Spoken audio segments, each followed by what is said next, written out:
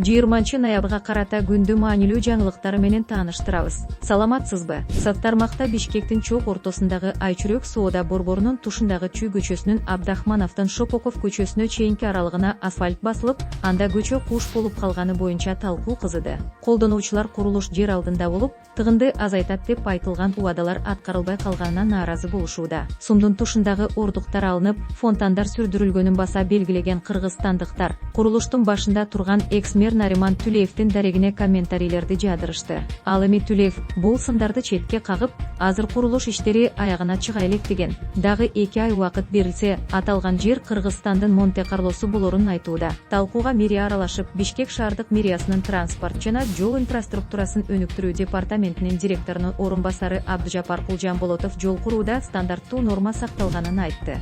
Эмне үчүн биз автобус аянты менен Абдрахманов көчөсүнө кошкон тилкенин ортосунда калтырдык? Анткени коомдук транспорт солго бурулат. Эгер биз ал жерге тилке кошсок, жоопкерчиликсиз айдоочулар ал жерге токтоп алышы мүмкүн эле. Буга чейин алар автобус аянтынын боюна токтошчу. Соода борборунун коноктору үчүн биз Чүй проспектиси менен Шопакова көчөсүнүн кесилишинде унаа токтотуучу жай түздүк, дейт Жанболотов. Президент Садыр Жапаров кабар агенттигине кезектеги маегинде уйгур тектүү кытайлык ишкер Хабибулла Абдукадыр Бишкекте куруп жаткан мечит тууралуу түшүндүрмө берген. Журналист өлкө башчысына Наранд ресторанынын ордуна 5 жылдыздуу мейманкана куруп жаткан ишкер кыргыз элине 55 миллион долларлык мечит куруп жатканын айттыңыз. Дин темасына кызыккан жарандардан бул кандай мечит болот?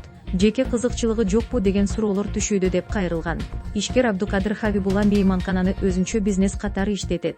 Ал эми мечит элге белек, инвесторлорду мындай тигиндей деп бөлбөй, тескерисинче иш жүргүзүүгө шарт түзүп беришибиз керек. Ал кааласа бир гана мейманкана куруп, бизнесин өнүктүрүп жүрө бермек. Бирок бир нече миң адам бата турган мечитти медресеси, жатаканасы менен белек кылып жатканы, бул анын өз ыктыяры жана элге жасаган жакшылыгы. Эч кандай жеке кызыкчылыгы жок, деп жооп берди Садыр Жапаров. Хабибулла Абдукадыр бажы башчысынын мурдагы орун басары Райымбек Матраимовдун бизнес өнөктөшү. Журналисттер Абдукадырдын жардамы менен ири контрабанда жүргүзүлүп, Кыргызстандан 700 миллион доллар чыгарылып кеткенин аныкташкан.